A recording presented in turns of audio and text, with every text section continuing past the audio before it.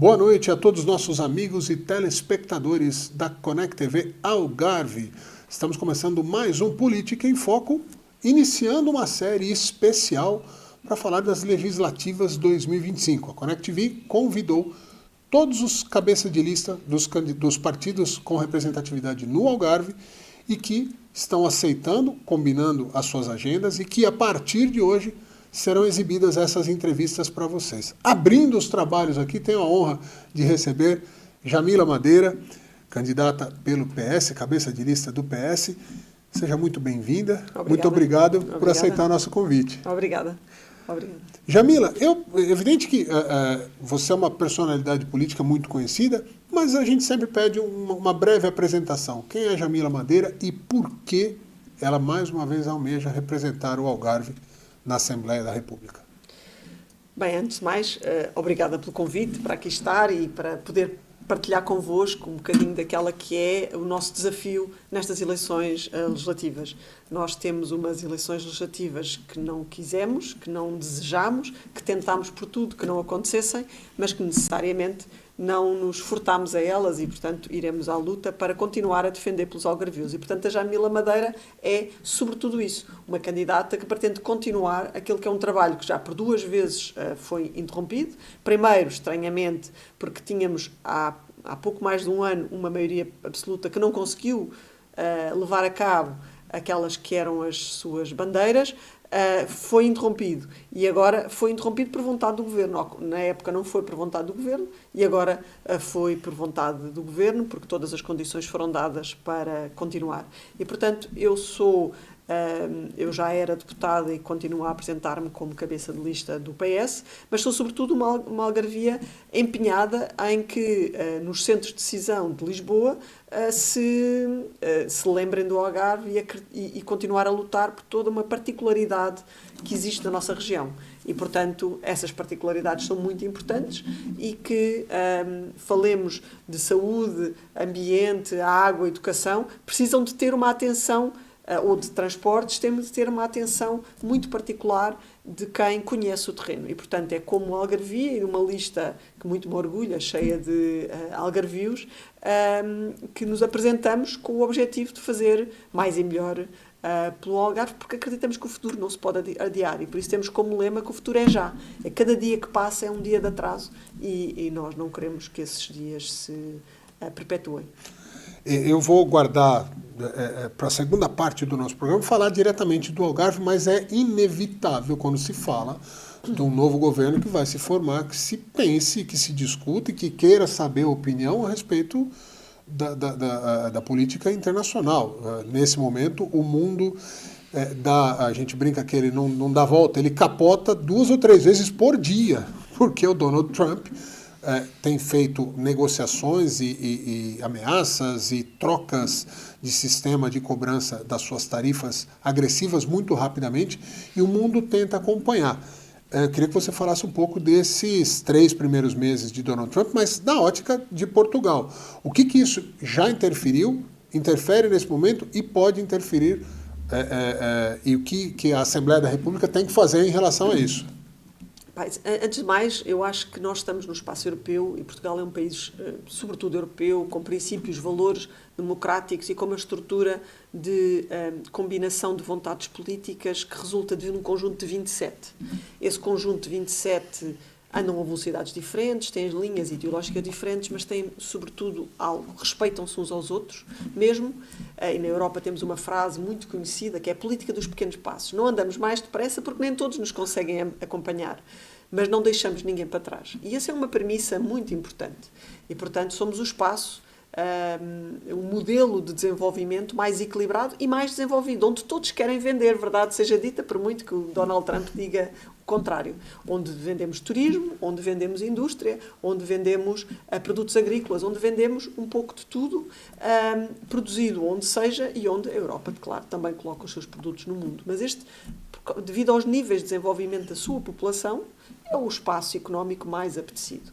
E, portanto, esta guerra comercial com os Estados Unidos parece um pouco de alguém que que está a tentar vender aos seus cidadãos um problema, que será um problema de encharcamento de importações da sua economia e, portanto, protegendo a sua economia se lançar estas tarifas, mas na prática está a impedir que a sua economia venha cá para fora, também ela crescer e ser consumida por outros. E, portanto, está a gerar uma reação adversa.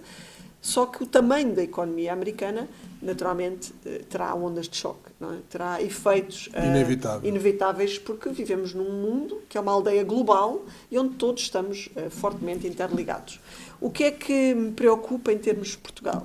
Acho que, em termos de Portugal, nós devemos, no quadro da União Europeia, desenhar as nossas intervenções.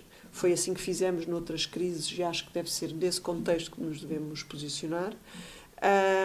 Fizemos-lo muito bem na pandemia e por isso este governo seguiu a linha da pandemia. O que eu estranho particularmente, é que primeiro tenha levado mais de uma semana e meia a dizer o que quer que seja sobre como é que ia reagir, não é? Deixando as empresas absolutamente em stress, sobretudo porque temos tido índices de crescimento das exportações muito elevados e essas empresas de repente viram-se abandonadas. E agora? O que é que nos vai acontecer? E fizeram bem, foram copiar aquilo que o governo socialista tinha feito na pandemia, que é como é que apoiou as empresas, como é que de facto ajudou a que ficassem protegidas. Ora, ainda assim falhou, ou está a falhar. E está a falhar porquê? Olhe-se para a nossa região. Nós vamos ter um canal direto para os Estados Unidos, um voo direto para os Estados Unidos. Sim. Os americanos estão a vir de uma maneira muito substancial para o nosso território e, sobretudo, para o Algarve também em particular. O nosso turismo depende de uma intervenção e de algum grau de apoio para estas empresas para viver este ponto que será naturalmente degradação do poder de compra do outro lado ou de dificuldades de incremento de custos deste. E, portanto, temos aqui um equilíbrio que carece de uma intervenção direcionada. Essa não estava na pandemia, porque esse foi o que parou.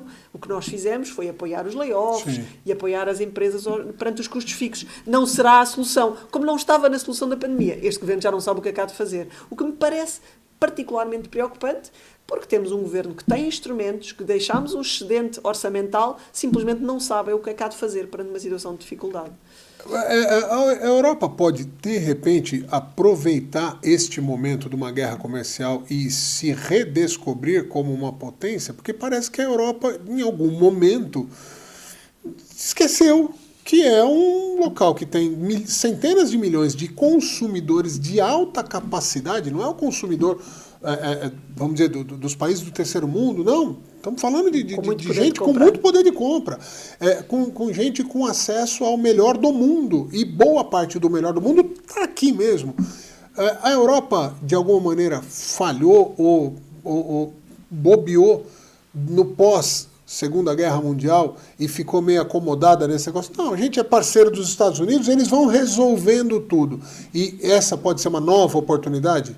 Eu sou uma europeísta convicta, não é?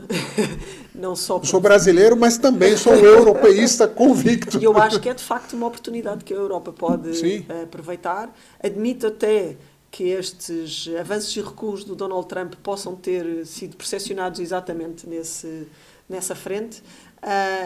Acho que ainda assim, haja ou não haja recuo, acho que a Europa pode e deve acordar, despertar dessa alguma letargia, não vou dizer coma, mas de alguma letargia que às vezes temos, porque eu não diria que a Europa adormeceu, mas o que é certo é que era sempre, depois do Plano Marshall, depois de um conjunto de intervenções, solidária, eles ajudaram-nos e, portanto, vamos estar aqui. E isso, como se costuma dizer, quando não se tem que fazer um exercício muscular todos os dias, o músculo definha, não é? E, portanto, perdemos algum músculo e, se calhar, está na altura de o recuperar e de, haja ou não haja um bom diálogo novamente com o lado americano, que com este presidente sabemos sempre que é altamente incerto, porque depende para que lado é que ele acorda da almofada naquele dia. Não estou a dizer nada que acho que ofende aos americanos, porque eles próprios estão a fugir de lá porque não aguentam esta instabilidade, não é? Mas o que é certo, e as manifestações por todas as cidades americanas, portanto, acho que isso é notório.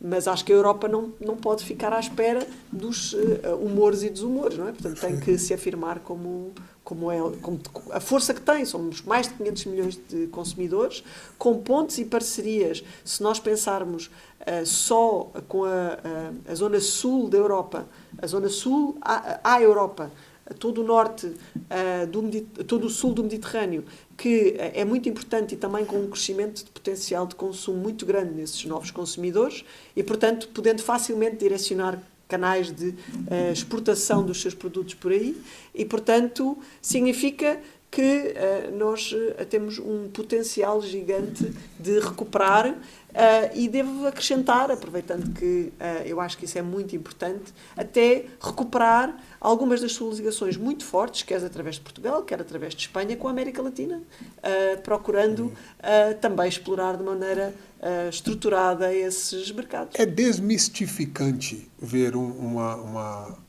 candidata, uma deputada, uma pessoa historicamente do PS, falando de mercado.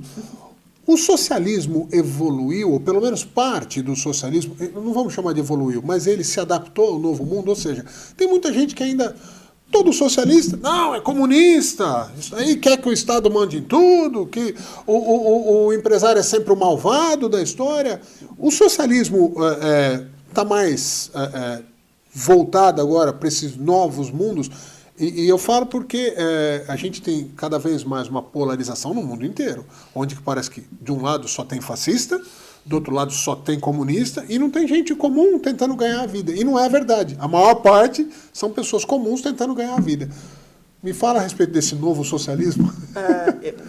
Vamos lá ver. Eu acho que é muito importante nós percebermos o que é o socialismo democrático, que é aquele que o Partido Socialista representa. Sim. O socialismo democrático defende o Estado Social, com as peças de intervenção muito importantes na saúde, na segurança social, nos direitos dos trabalhadores e numa educação pública forte, mas em que todas as atividades económicas onde o mercado sabe fazer melhor, seja o mercado a fazer melhor, e quando houver necessidade de intervir, porque há o abuso de posição dominante ou conluio entre atores que prejudiquem o consumidor em geral, as entidades reguladoras, que são entidades independentes, sim, não são o Estado, são entidades independentes, sim, que atuam e obrigam a fragmentar. Veja-se, por exemplo, aconteceu na comunicação social há uns anos atrás, aconteceu no vosso âmbito entre a nós, a Vodafone e a Mel, não é? Por exemplo, não é? Acontece quando há intervenções entre a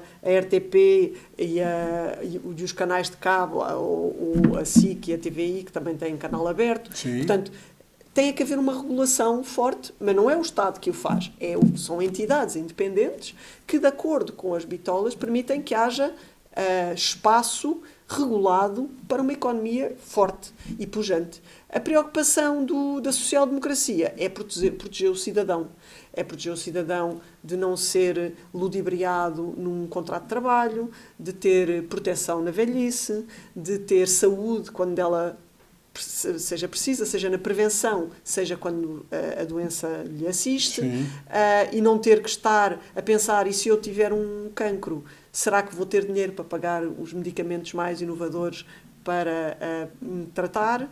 Coisa que nenhum, nem dos mais apossoados milionários conseguiria sobreviver mais do que escassos meses a esses tratamentos, bancando ele próprio esses tratamentos, porque é preciso, de facto, perceber que não é só com o músculo dos seguros ou no mecanismo privado que se lá vai. Tem que ser um músculo muito mais potente, que está ligado à investigação, ao ensino, à saúde, tudo muito interligado. Uma peça fundamental que nos dá um modelo social europeu e, no caso, um modelo social português muito forte. O acesso à educação. Porque se nós tivermos muita educação, com todos a poderem ter acesso a ela, desde o ensino da língua portuguesa, ao conhecimento da nossa história, ao acesso às universidades, nós estamos a criar um mercado de potenciais trabalhadores produtivos e eficientes.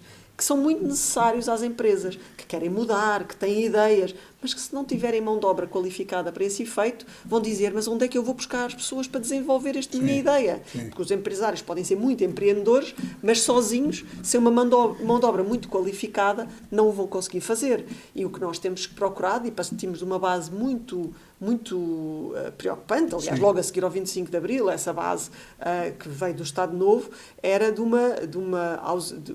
tínhamos apenas o ensino muito básico, os 4 primeiros anos de ensino. Sim. E tinha hoje, que evoluir nessa. E hoje a nossa fasquia é o doutoramento. Estamos a colocar e estamos perante a geração mais qualificada de sempre. E por isso é que temos... Isso é muito bom. É muito bom. Mas esta mão de obra que está sendo qualificada e aprendendo com essa evolução da educação em Portugal tem sido embora para muitos países e há um clamor que assim, aquela história, Portugal é um país envelhecido, onde se tem uma qualificação e uma qualidade de vida, tal, mas que no final os grandes talentos buscam outros mercados vizinhos. Vão para a Espanha, vão para a Inglaterra, vão para a Itália, saem de Portugal. Como combater isso ou como segurar esses jovens talentos em Portugal? Eu acho que há 2 caminhos.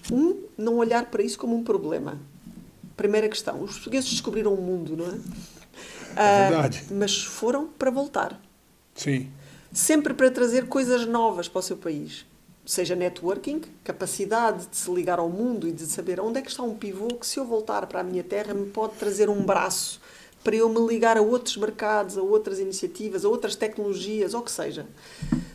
E, portanto, temos que conseguir, e por isso o programa Regressar foi, ou seja, eles foram, mas nós queremos que eles regressem.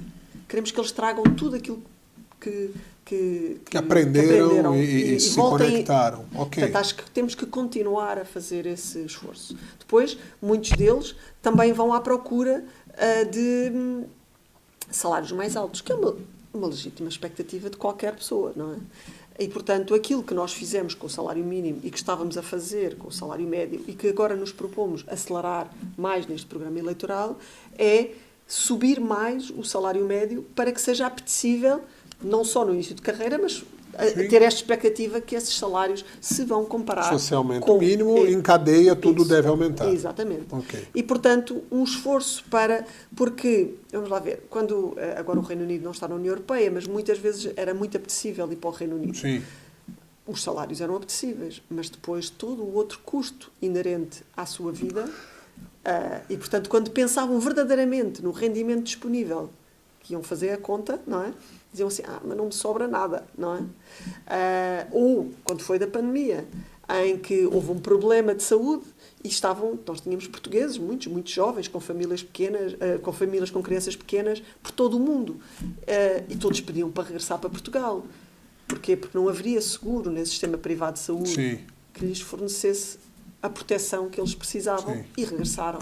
E ficaram, e alguns até vieram situar-se nas zonas do interior, porque já tínhamos os 5G e eles já conseguiam. Alguns ficaram a trabalhar para as mesmas empresas, mas agora cá. Ou seja, com um rendimento muito diferente cá. E isso, naturalmente, também aumenta um conjunto de potencialidades da nossa economia e, portanto, novos consumidores, novas dinâmicas, novo potencial para criar salários mais altos. Na prática, a estratégia que em 2015 o PS se apresentou, que o PSD-AD diziam que era impossível, que era desbloquear tudo aquilo que tinham caçado dos rendimentos dos portugueses e distribuir essa riqueza. E com isso fazer crescer a economia. E foi isso que sustentadamente durante estes anos fizemos. A economia cresceu sempre, convergiu sempre com a União Europeia, ou seja, subiu sempre mais do que a União Europeia.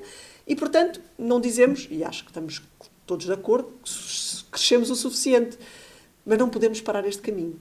E o que é certo é que este ano que aconteceu, os portugueses deixaram-se iludir por um governo da AD que disse que iam crescer mais do que estávamos a crescer, crescemos menos, gastaram o excedente e não sabem agora o que é que hão de fazer perante a primeira emergência, e já nos vão assumir que, se calhar vamos entrar em déficit, e não nos dão solução nenhuma para coisa nenhuma. E, portanto, eu diria que gerir governos com vacas gordas e contas certas deixadas por outros é fácil. O problema é perpetuá-las e dar-lhes continuidade para que o crescimento seja sustentado e contínuo.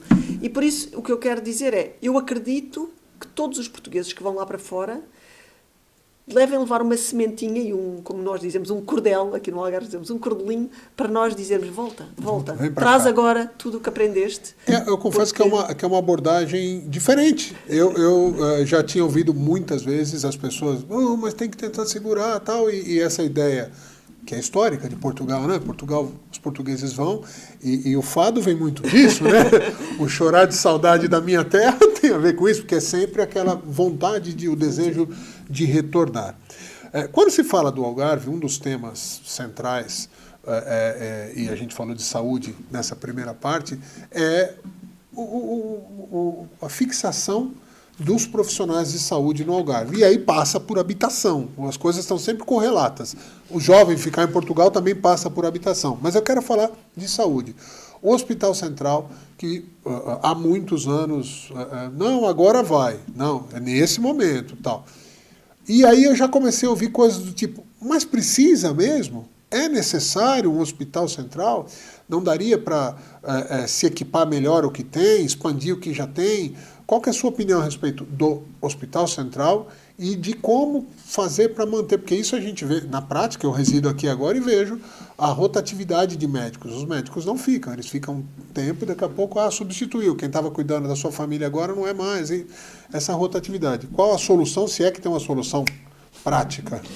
Bem, os profissionais de saúde, sejam os médicos, sejam os técnicos auxiliares de diagnóstico, os enfermeiros, são dos quadros mais qualificados que temos na região. Nós temos muitos funcionários públicos e eles são, não sendo funcionários públicos do CUR, são de alguma forma muito qualificados e, portanto, como bons quadros qualificados, gostam de desafios, não é? Mas também fazem contas à sua vida. E se ganharem aqui exatamente o que ganham noutro ponto do país e têm custos maiores, a tendência para se fixarem é menor, apesar da nossa região ser muito apetecível, não é? Portanto, nós temos que ajudar aqueles a se enraizem aqui. Por isso mesmo é que há uns anos atrás lançámos mão à Faculdade de Medicina para que eles se formassem aqui e tivessem tendência a que naqueles anos críticos em que conhecem a sua cara metade, poderem enraizar-se aqui e criar aqui a sua família, e isso ajudará a que se fixem. E já, de facto, esses números são evidentes e muitos desses médicos formados na nossa faculdade têm esmagadoramente fixado na região. Mas é preciso desafios tecnológicos, novidade, e ser um hospital do século XXI. E, portanto, aquilo que nós temos hoje são unidades mais envelhecidas, ainda do século final dos anos 80 e dos anos 90, portanto, finais do século XX, e que naturalmente precisam porque não é por isso que não foram investidos ainda no tempo do governo do PS, mas que só chegaram agora, os robôs cirúrgicos, que são um pequeno brinquedo quando visto por um leigo, como nós, não é? Que achamos que aquilo é um jogo de computador, mas que na prática permite que um cirurgião esteja sempre a treinar, a manobrar e ao mesmo tempo a atuar com o máximo de eficácia, aumentando a otimização de um bloco operatório, porque consegue operar durante muito mais tempo com muito mais precisão e eficácia. E sem todos aqueles graus de risco que conhecemos numa operação de peito aberto. Não é? Sim. E, portanto, aquilo que nós sabemos é que nós estamos a investir, o investimento não deixou de acontecer, ou todos os investimentos em medicina nuclear que não existiam na região e que agora existem. Sim. Não significa isso que uma unidade como o Hospital Central não seja necessário, porque para atrair novos quadros e quadros cada vez mais qualificados, isso é absolutamente crítico. O que é que acontece? Que durante o governo de 2019 a 2022 nós investimos na tentativa de recuperar o concurso público que ainda estava em vigor, mas tinha sido suspenso, e portanto foi analisado, foi visto, foi revisto, e em 2022, quando fomos para eleições, dissemos, vamos ter que lançar um novo, e foi isso mesmo que acabou por acontecer, rever o programa funcional, e nós sabíamos que isso iria levar mais tempo, e portanto estávamos a tentar salvar o outro o mais que fosse possível. Não foi possível, infelizmente. Eu assumo que lutei muito para que fosse esse o caminho, para entregar um hospital aos algarvios mais rápido, mas o que é certo é que, tendo-se iniciado imediatamente a seguir, a termos a maioria absoluta em 2022, este processo, a maioria absoluta acabou por abruptamente ser interrompida e o processo ficou a meio. Mas a meio eu diria mais do que meio, porque em janeiro de 2024, quando estávamos em eleições, o processo estava praticamente pronto. Aliás, houve um despacho do Ministro para lançar o concurso, Sim. mas como havia um governo em gestão, foi deixado para o governo seguinte. Depois disso, já reunimos em Assembleia da República com a equipa que tratou desse projeto, foram questionados se estava em condições. Eles disseram, mesmo em condições normais, o novo governo teria condições para lançar o concurso em junho de 2024. Ora, estamos em abril de 2025 e o concurso não foi lançado. E, portanto, aquilo que sabemos é que já podíamos ter obra a acontecer, porque o concurso já podia estar adjudicado e já podíamos ter obra a acontecer.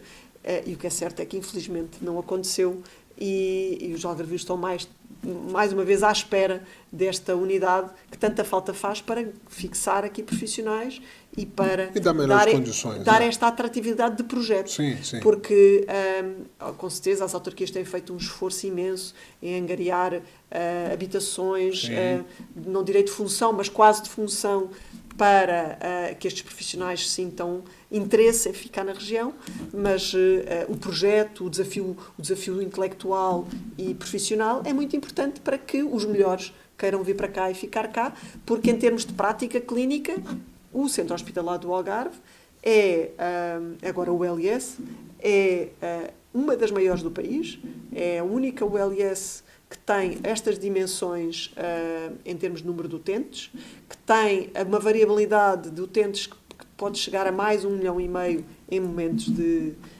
pico, acho que nenhum outro local tem gente de tantas nacionalidades. 6 portas de urgência abertas e que está sozinho.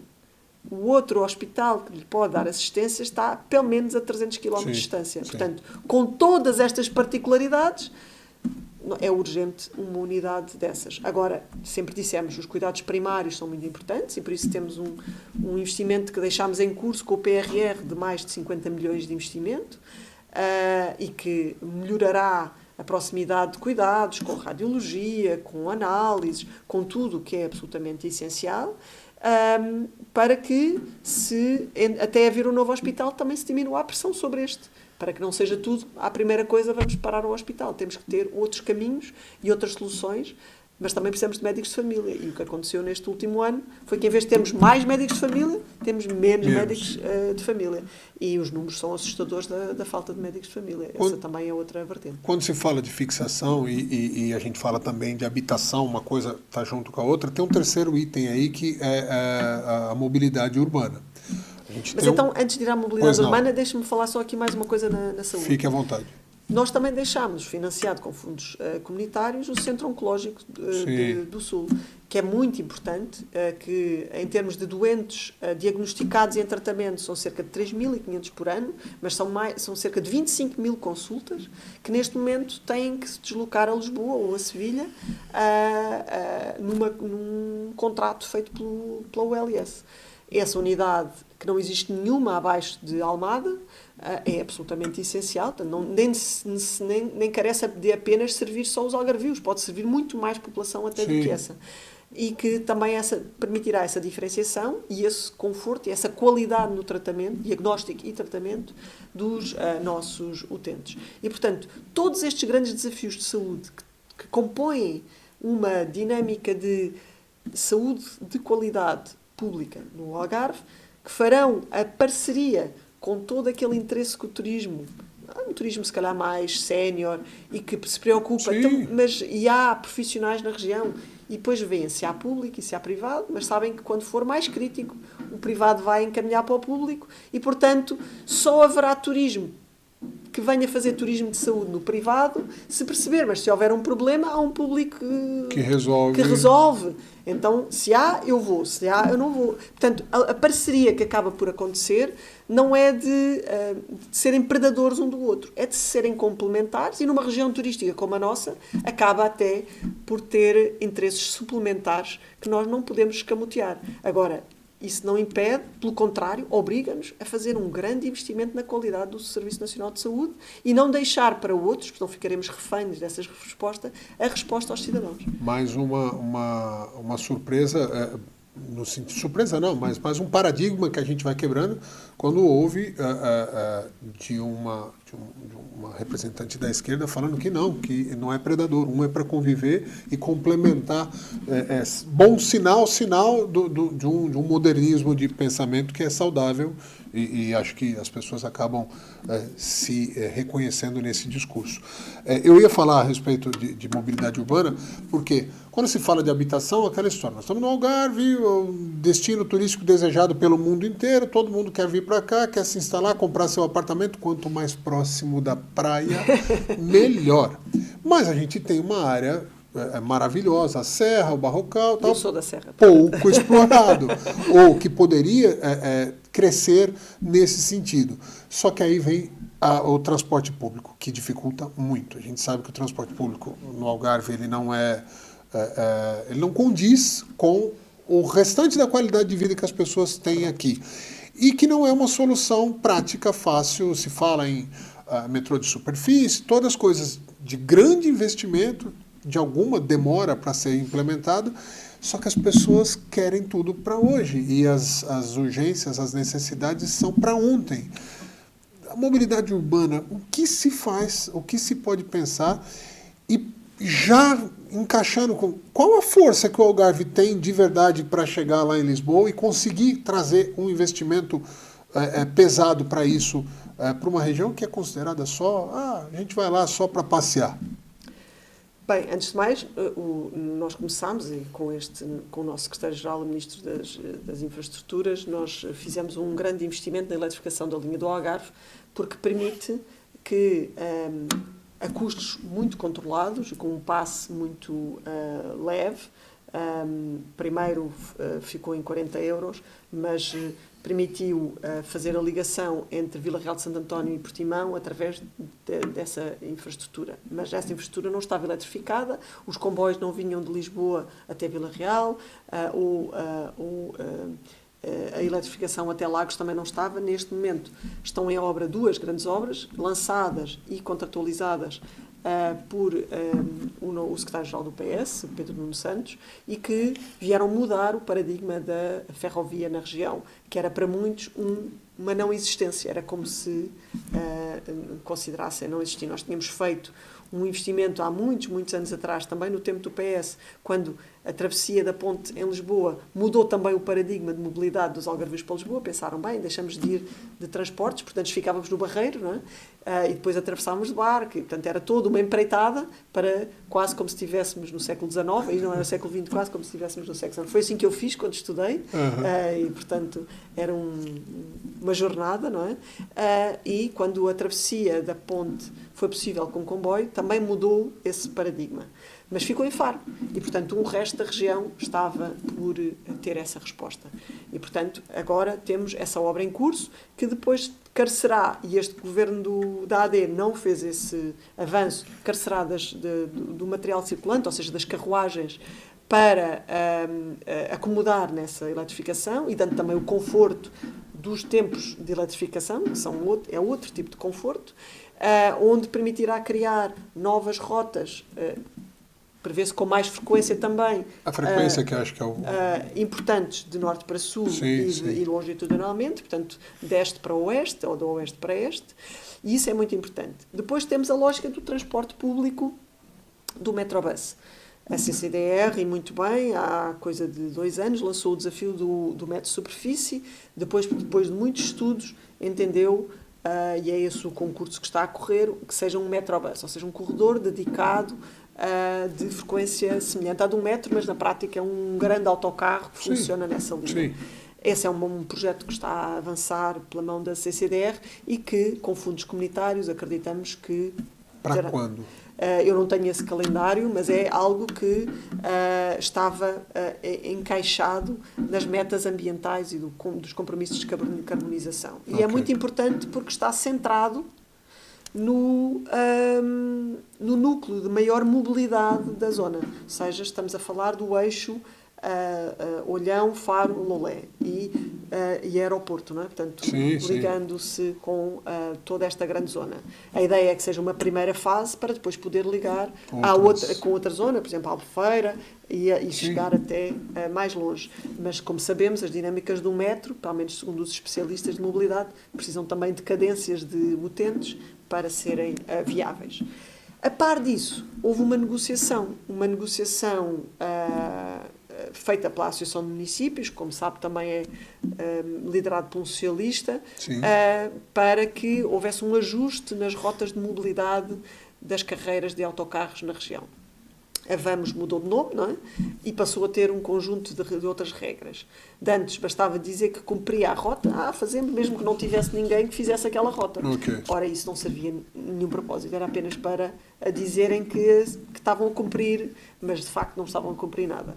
E, portanto, agora, nesta cláusula da nova concessão, que tem cerca de 2 anos de implementação, existe uma cláusula em que os municípios podem, e os utentes, podem propor ao concessionário que ajuste a rota em função das necessidades, ou porque abriu ali uma unidade, e agora, supostamente, não sei em que fase está a negociação, mas sei que estava nesta fase, neste calendário, ajustar entre a rede da Vamos com as redes municipais, para que elas pudessem ter um alcance maior. Okay. Ainda assim, o que ficou contratualizado nesta concessão é que as povoações de 50 habitantes, pelo menos, não é, podem ter um serviço sob demanda, ou seja, podem contratualizar, no sentido de ir à consulta, portanto, fazem uma marcação que no início sei que se arrastou, mas que neste momento acho que está a funcionar, mas se não estiver, como todo um formato do contrato está feito na base da contestação para reajustar, o reajuste é possível, não é preciso estar a negociar toda a concessão outra vez, como foi agora. Está mais flexível. Está mais flexível. Eu acho que nós temos que usar e abusar dessa flexibilidade, porque de facto a nossa realidade é toda assente em viatura própria. E sobre isso, gostava de falar sobre as portagens, que acho que a Via do Infante é uma infraestrutura estruturante. Temos um problema na 125 que está em tribunal, entre um conflito entre o Estado e o concessionário, que arrasta-se há demasiado tempo, mas quando está no tribunal nós não podemos fazer mais do que temos estado a fazer, a não ser tirar a variante de Olhão, que saiu e está a prosseguir. Tínhamos também salvaguardado a variante de São Brás de Alportel, mas que aparentemente este governo está a deixar para trás. Nós acreditamos que ainda iremos a tempo, se ganharmos estas eleições, de a recuperar e de a retomar, e portanto é isso que pretendemos fazer. E também temos a entrada de Sagres, toda aquela entrada de Sagres, muito importante também nessa concessão, porque servem muitos milhares de cidadãos, porque ali reside pouca gente, mas recebe muita gente diariamente. E, portanto, a circulação em veículo próprio e particular é muito importante na região, seja na 125, seja na Via do Infante. O que o PS comprometeu desde 2005 era que reduziria 50% as portagens na Via do Infante, e nas últimas eleições apresentámos com o resultado de ter reduzido 60% das portagens da Via do Infante. Houve uma mudança de secretário-geral, que acreditou, que foi Ministro das Infraestruturas, que percebeu a evolução, inclusive, da dinâmica de circulação na via e a importância que tinha para a região. E, portanto, propôs-se a terminar com as portagens na Via do Infante, e foi isso que fez, e apresentando uma proposta no Parlamento, e foi isso que deu lugar a que hoje não haja... Tem risco de voltar? Nós gostávamos de dizer que há sempre esse risco, e eu vou explicar muito sumariamente porquê. Esse risco é uma preocupação que nós temos, porque quando as portagens foram introduzidas, foram uma imposição do PSD. Ou seja, havia um governo que, por via o então Presidente da Câmara do PSD do Porto, decidiu que ia pôr portagem nas SCUT. Mas pelos cálculos e os critérios, o Algarve estava de fora, até porque a via estava praticamente toda paga. Não havia praticamente encargos para o Estado, a não ser os custos operacionais, para o Estado. E do Porto, os ventos disseram ou é para um, se é para um, é para todos. E é assim que nós somos apanhados nessa infeliz distribuição de injustiça. Portanto, era uma injustiça, mas se for distribuída por todos, está tudo bem. E, naturalmente, uma das primeiras exigências que nós fizemos a seguir ao fim das portagens foi dizer: agora tirem os pórticos. retirem os pórticos. Que é para dar aquela sensação de que não volta, né? Que não volta. Porque fica ali... Exatamente. E a resposta que recebemos já depois do Parlamento parado foi que, bem, vamos deixar ficar e tal. E, portanto, nós ficámos Porque daí fica refém só de uma caneta, né? Exatamente. E ficámos muito preocupados. Se tira, dá mais trabalho para voltar. O deixar os algarvios nesse limbo e, naturalmente, não nos agradou. E, portanto, da parte do PS, não será para voltar. É um compromisso. É um compromisso. A 125, e aí eu quero pegar do transporte e levar para o turismo. A gente está falando de um paraíso na Terra, que é o Algarve. O mundo inteiro vem para cá. Turistas do planeta inteiro que vêm ficam encantados. Tal. A 125 não corresponde ao Algarve. Parece que a 125 não é um bom cartão de visita. Sabe, os turistas que vêm para cá, que tem essas praias maravilhosas, que tem empreendimentos de hotéis que recebem muito bem, tem alguns pontos absolutamente preparados para isso. Quando ele aluga um carro e ele vai passar pela 125, parece que está num outro Portugal que não o Algarve. Tem solução a 125 e mais do que isso, eu volto a falar. O Algarve não tem peso para se juntar esses 9 deputados, seja de quais cores forem, e realmente fazer com que haja um investimento de Lisboa para cá. Lembrando aquela história, porque no fundo o Algarve contribui muito para o governo central. E às vezes a coisa não volta, ou quase nunca volta como deveria. 125 e aí já levando para o turismo. O que os deputados do Partido Socialista propuseram há uns anos atrás foi que a 125, como sendo aquilo que é uma grande avenida da nossa região. Eles diziam que aquilo é uma estrada. Não, aquilo é uma grande avenida. É sempre urbana, atravessa zonas umas mais industrializadas, outras mais... Mas tem moradia na beira dela. E, portanto, precisa de uma intervenção estruturada como um todo. É verdade que foi isso que a Rota Litoral procurou promover. Foi um concurso que foi parado em 2011 com a entrada um concurso, uma obra, que foi parada em 2011 com a entrada da Troika, que foi renegociada pelo PSD em 2015 e onde as coisas críticas, que foi tirar as zonas de sinistralidade, tirar um conjunto de rotundas, sítios e eliminar muitas das zonas de perigosidade, foi nisso que se baseou essa renegociação. E é por isso que neste momento estamos em tribunal, porque o Tribunal de Contas depois não aceitou isso. E então, exatamente, e portanto, às vezes parece que a história desaparece, não, mas é por isso que estamos neste... Percebo. Ou seja, mitigar e fazer de conta que tinham usado aquele instrumento para melhorar a vida dos algarvios, a única coisa que fez não só tirou as obras essenciais, como depois parou a obra toda. E depois parou a obra toda ao longo de toda a via, porque a concessão é uma só. Sim. E neste momento os únicos poucos investimentos que acontecem são pequenas melhorias de manutenção, obrigadas pelo Tribunal, da ordem de 1,5 milhão por mês, ou numa via desta dimensão. E, portanto, aos anos que esta negociação está a decorrer em tribunal, no Tribunal Arbitral, e, portanto, é um susto. É um susto para todos, para os que nos visitam e para quem tem que andar nesta via diariamente. Exato. Diariamente. E, portanto, é urgente resolver, é algo que tem que haver um Estado que perceba o interesse do cidadão, tenha a noção que foi colocada no tempo do PS muita pressão, QB, não é? Porque é um tribunal, não é? Para que a coisa avançasse. Mas o que é certo é que também ainda não há, agora não sei se essa pressão existiu, não temos nenhuma informação sobre isso. O Sr. Ministro das Infraestruturas, que aliás foi cabeça de lista da AD pelo Algarve da última vez, disse que tudo ia resolver e continuamos na mesma. E, portanto, não sei se exerceu pressão, não quer ser injusta, não sei se exerceu algum tipo de pressão legítima ou não, mas o que é certo é que o problema continua por resolver. Porque a 125 ela dá uma capilaridade para o turismo, ela tira só daquela zona principal e leva para as pequenas empresas, para as tascas, para os cafés. E o turista, principalmente o turista economicamente com maior poder, ele vai falar, não, vou ficar aqui onde... Por isso é que os deputados socialistas fizeram um projeto de resolução há coisa de 2 anos, Sim. precisamente assumindo que a 125 deve ter uma gestão algarvia. Sim. E deve ser tratado Com a cabeça? como tal. Verdade Perfeito. verdadeira, foi assim que começaram as águas de Portugal. Começaram com as águas do Algarve. Nós precisávamos ter saneamento e águas por toda a região, porque éramos uma região turística, precisávamos de respostas de águas de qualidade, saneamento que não fosse contaminar nem praias, nem o que seja. Sim. E, portanto, precisávamos de manter a região como um brinquinho, não é? Como É isso. um orgulho. E foi por aí que começaram estas sinergias das águas. Fizemos também para os resíduos urbanos.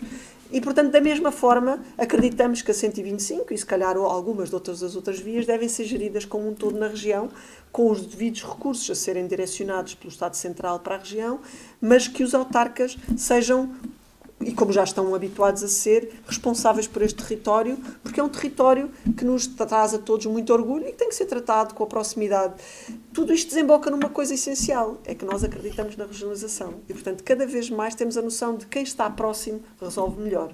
Aliás, eu costumo dizer isso dos nossos autarcas, quem conhece. Nós no Algarve temos 16 municípios, Sim. 12 são socialistas. Sim. Só quem não os conhece é que acha que eles não são as pessoas mais atentas e dedicadas aos problemas da sua terra. E por isso é que o Algarve tem continuado a prosperar e sempre que é preciso, lá vão os municípios... Resiliente, né? É resiliente e quando os municípios vão... Sim. falta qualquer coisa, nós cobrimos, não é? Investe, é isso. E isso...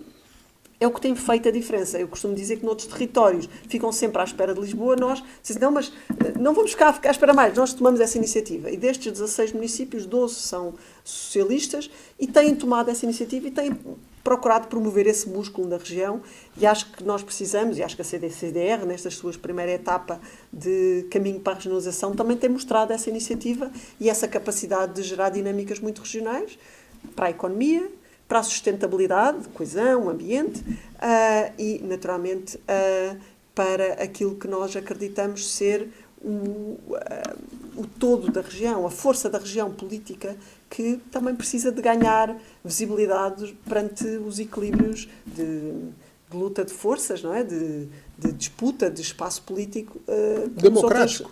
Sim, claro. Sim. Com as outras zonas do país. Não é? Nós costumamos dizer que as regiões autónomas têm umas gavetinhas no Orçamento de Estado. E depois há o continente, que disputam o mesmo bolo. Se nós tivermos regionalização, a força de disputa desse orçamento é muito diferente. Sim. E por isso nós continuamos a lutar que a regionalização exista, porque vamos nos posicionar nessa defesa dos interesses dos algarvios de uma maneira muito diferente. Mas é uma missão difícil. É uma missão difícil. É um caminho que os socialistas estavam a fazer para que ninguém se assustasse, foi por etapas, não é? Sim. E agora estávamos nesta etapa crítica e que esperamos que não pare, mas do lado da Seria AD, bom. de facto, não temos visto muitos sinais positivos. Seria bom. A gente está indo já para a parte final do nosso bate-papo aqui, mas eu queria... não dá para falar de Algarve, de legislativas, de infraestrutura, não falar de turismo. A gente sabe que o turismo do Algarve é a força principal, é a maior vitrine, né, a maior montra do Algarve para o mundo, não só para a Europa, mas para o mundo inteiro, prêmios todos os anos, a gente sabe de tudo isso. E esse turismo tenta expandir, né, achatar, ele tenta não ficar só restrito àquele turismo de praia, de verão, e tem feito luta. Os autarcas têm feito a sua parte. Às vezes erram no sentido de que concentram muitos eventos ali. Podia tentar fazer coisas mais espaçadas. Eu também lhes digo isso. Acho que é uma coisa que é saudável de se debater. Mas vamos lá. O turismo, ele é essa força motriz. Mas há uma necessidade de diversificação da economia, de fortalecimento, por exemplo, da agricultura, da piscicultura, talvez alguma coisa de reindustrialização, mesmo que seja desses produtos agrícolas e de pesca daqui, muito brevemente, porque o tempo já está urgindo. Turismo, solução, problema ou um caminho a ser seguido e que pode ajudar todos os outros? Nós há pouco falámos de pandemia e eu acho que na pandemia aprendemos muita coisa. Primeiro, o susto foi grande. O susto foi... E nós já sabíamos, já há muitos anos dizíamos que tínhamos de diversificar a nossa economia. Sim. Mas quando veio a pandemia percebemos que a nossa economia parou toda. Não é? No resto do país parou uma parte. E na nossa parou toda, porque fechar fronteiras é o contrário de turismo, não é? Sim. É o contrário de turismo. Todos em casa é o contrário de turismo. Portanto, foi literalmente um susto muito grande para todos os empresários e atores económicos da região e, portanto, foi preciso apoiá-los e eles foram bastante apoiados e acho que isso permitiu que estivéssemos preparados, com debilidades, naturalmente, sofremos todos, mas preparados para no dia seguinte, que era possível abrirmos, não estarmos à espera, agora tenho que montar um negócio de novo. O negócio podia estar magrinho, mas estava vivo, não é? Estava vivo e tinha músculo e, portanto, vamos lá prosseguir para voltar a reconstruir. Voltar a exercitar para criar músculo. E, portanto, foi importante encontrar estes 300 milhões de euros de diversificação da economia para várias linhas. Uma, para apoiar um turismo mais moderno, mais virado também para a zona do interior e para quebrar a sazonalidade, ok. Inclusive com o enorme desafio que a ponte Alcotim-Sanlúcar vai permitir, sim, que toda a 124, que ali começa e que atravessa, podemos dizer a uma larga distância, mas que atravessa paralela à 125 toda a região interior do Algarve, sim, que cria ali um conjunto de potencialidades de desenvolvimento, um desenvolvimento diferente, mas que naturalmente trará outro conjunto de potencialidades turísticas e económicas muito variadas. E isso é muito importante. Mas depois estes 300 milhões vocacionados para a inovação, para o investimento em agricultura de precisão, em novas técnicas de utilizando eficiência hídrica, que depois também já lá irei sobre as questões da água, ou inovando na biotecnologia, na biomedicina, investindo em equipamentos como, por exemplo, o ABC, o LOLE, ou com o Centro Sim. de Simulação Clínica, que está sediado na Universidade do Algarve, termos instrumentos de alteração de paradigma. A alteração de paradigma que vai permitir que venham pequenas empresas ligadas à tecnologia informática ligada à saúde ou à investigação ligada ao alimento da aquacultura, como por exemplo há aqui já algumas que estão baseadas aqui em Olhão, e portanto que estimulam um conjunto de promoções de inovação que trazem um novo paradigma de desenvolvimento. Nós em articulação com o turismo temos dificuldade em ir para indústrias pesadas porque a excelência do ambiente faz parte do turismo. Portanto, o que nós não queremos não é que o turismo deixa, é que se diversifique e se calhar ter um turista com mais rendimento per capita, não é? Portanto, que deixe mais rendimento per capita, Sim. que seja capaz, que tenha forma de deixar mais rendimento por cada dia que cá agregar valor ao que já existe. E o que temos é que desenvolver todos os outros setores que não estão desenvolvidos, seja esta agricultura mais tecnológica, ou a aquacultura, também ela mais tecnológica, e também uma vertente de serviços conexos a estas indústrias, porque o turismo promove muitos serviços, não é? E, portanto, a saúde tem sido muito marcado nessa frente e que acho que também ajuda depois a complementar o lado público que tem aqui este serviço a prestar. Nós tivemos nestes anos, e também com o PRR, um grande desafio, que é o acelerar da seca. Nós tínhamos um desenho em 2019 para o Plano de Eficiência Hídrica e que foi muito importante porque temíamos que os níveis de disponibilidade de água eram já muito baixos. Ainda se aceleraram mais. Foi necessário aumentar, já durante o processo de concurso, para o dobro da capacidade da dessalinizadora. Foi preciso impermeabilizar redes dos municípios para que as águas residuais pudessem ser usadas nas regas dos campos de golfe e etc. Aumentar as capacidades de interligação, seja ao Pomarão, seja agora trabalhar para ligar a Bravura à Santa Clara, que vai passar a estar ligada ao Alqueva, mas todos esses desafios foram suplantados ou utilizar os volumes mortos das barragens, que já era só o que tínhamos. Tudo isso foi desenhado pelo PS, tem sido estado a ser bem executado e, como costuma dizer a senhora Ministra do Ambiente, que agora é a candidata da AD no Algarve, beneficiou disso, não estragou, não avançou novos, mas também não estragou, o que já não é mau, mas aparentemente propagandeia, que foi ela que resolveu ou foi o AD que resolveu o problema, quando o único problema, a não ser que a AD tenha um contacto direto com o São Pedro, foi que choveu.